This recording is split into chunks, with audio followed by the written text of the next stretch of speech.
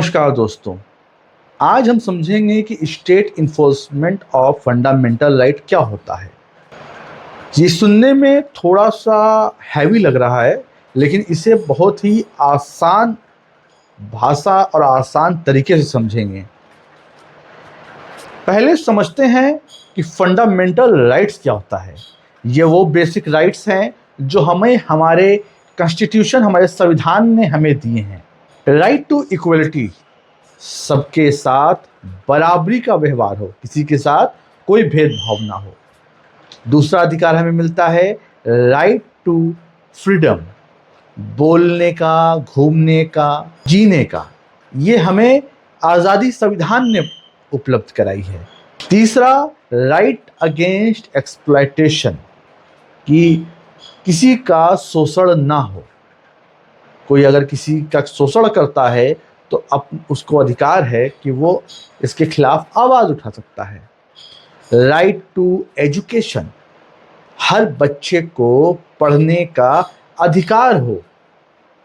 ये अधिकार हमें एक डिग्निफाइड लाइफ देता है, एक बेहतर ज़िंदगी जीने का। इन अधिकारों की वजह से हमें एक बेहतर ज़िंदगी मिलती है। सोचिए, अगर कोई इंसान या व्यक्ति या संस्था आपके इन अधिकारों को छीने, तब वहाँ पे रोल आता है स्टेट का।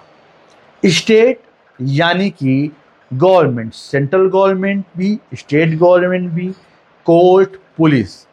अब इनका रोल आता है कि आपके इन अधिकारों को बचाया जाए, प्रोटेक्ट किया जाए।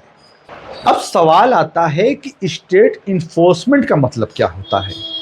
तो इसका मतलब होता है कि आपके फंडामेंटल राइट को जब वायलेशन हो या कोई उन अधिकारों को छीने, तब स्टेट का रोल आता है उसको प्रोटेक्ट करना। चलिए, इसको मान लो कोई कमज़ोर बैकग्राउंड का बच्चा या गरीब का बच्चा किसी स्कूल में एडमिशन लेने जाता है, लेकिन उसे एडमिशन सिर्फ इसलिए नहीं दिया जाता है क्योंकि वो एक पिछड़े परिवार से आ रहा था या एक ऐसी जाति से आ रहा था कि जहाँ पे पहले शिक्षा कभी मिली नहीं हो।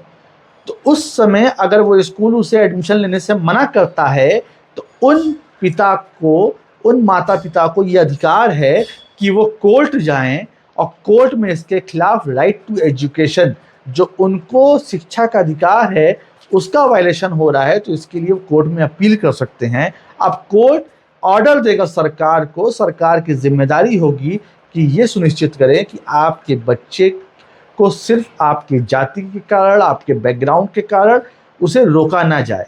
ये है स्टेट इन्फोर्समेंट, जहाँ पे कोर्ट सरकार के द्वारा आपके अधिकारों को प्रोटेक्ट करती है।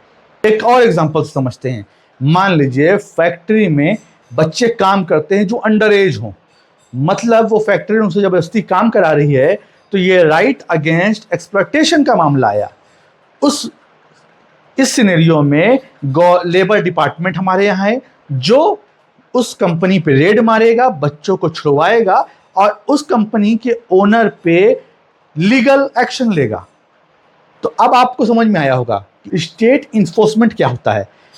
स्टेट यानी कि सरकार, यानी कि सिस्टम, जहाँ पे सेंट्रल गवर्नमेंट, स्टेट गवर्नमेंट, हमारे ऑल गवर्नमेंट ऑफिशियल्स, पुलिस, ये इंश्योर करती है कि सारे सिटीजन्स का जो फंडामेंटल राइट्स हो वो प्रोटेक्ट रहे। अब समझते हैं, एक सवाल लेते हैं कि अब एक सवाल यहाँ पे आता है कि how does the state enforcement of fundamental right.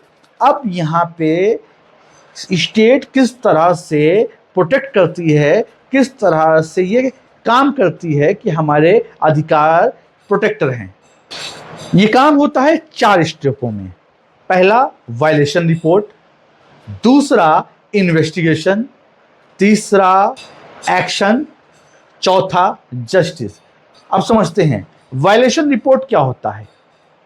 अगर आपका राइट्स वायलेट होता है, अगर आपके अधिकारों का हनन होता है, तो आप पुलिस स्टेशन, कोर्ट या किसी भी गवर्नमेंट अथॉरिटी को कंप्लेंट दे सकते हैं।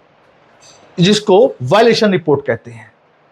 दूसरा था इन्वेस्टिगेशन। अब जो आपने कंप्लेन दी है पुलिस को या गवर्नमेंट ऑफिशियल्स को, अब उनका काम होता है उस केस की जांच करना। तीसरा एक्शन। अगर वायलेशन सच निकलता है तो उस केस में स्टेट वहां पे एक्शन लेगी, जेल होगी, फाइन लगाएगा या कोई ऑर्डर इशू करेगा। जस्टिस, न्याय। अब आपको आपका राइट, आपका अधिकार वापस मिल जाता है, वो प्रोटेक्ट हो जाता है। एक और इंपॉर्टेंट बात, अगर कोई चुनी हुई सरकार आपके फंडामेंटल्स राइट को वो वायलेट करती है तो उस केस में आप सुप्रीम कोर्ट या हाई कोर्ट जाके रिट पिटीशन फाइल कर सकते हैं। इस प्रोसेस को जुडिशियल रिव्यू भी कहते हैं। एक सवाल और लेते हैं कि why is state enforcement important? ये क्यों जरूरी है? दोस्तों, अगर सोचो कि अगर स्टेट इन्फोर्समेंट ना करे हमारे फंडामेंटल राइट्स का तो क्या होगा? अमीर और अमीर होगा, गरीब और गरीब होगा, ताकतवर को जुल्म करने की आज़ादी होगी, जो मजलूम होगा, जो बेसहारा होगा, उसकी कोई सुनवाई नहीं होगी। स्टेट इन्फोर्समेंट इसलिए भी जरूरी है क्योंकि ये इक्वलिटी को प्रमोट करता है, बराबरी को प्रमोट करता है। दूसरा, ये सिटीजन्स को इंपावर्ड, सशक्त फील कराता है कि उसके पास भी कुछ अधिकार हैं। तीसरा, ये समाज में शांति और न्याय बनाए रखता है, जिसकी वजह से कोई किसी पे अत्याचार नहीं कर पाता। इंडियन कॉन्स्टिट्यूशन में आर्टिकल 32 के अनुसार कोर्ट को ये पावर दी गई है कि वो हमारे फंडामेंटल राइट्स के लिए वो डायरेक्ट एक्शन ले सकती है, उसे किसी हायरार्की की ज़रूरत नहीं है।